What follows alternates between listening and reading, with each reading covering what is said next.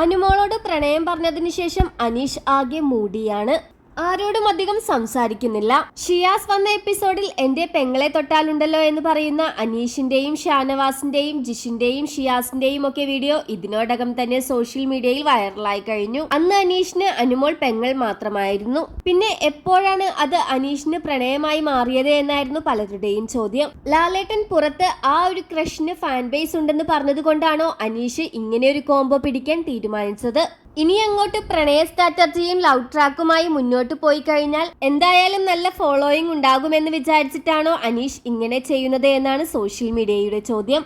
എന്തായാലും ആകെ തകർന്ന മട്ടിലാണ് ഇപ്പോൾ അനീഷ്. അനുമോളാകട്ടെ ആ കിട്ടിയ ഗ്യാപ്പിൽ പാട്ടാ ഗേൾസുമായി നല്ല കൂട്ടാവുകയും ചെയ്തു.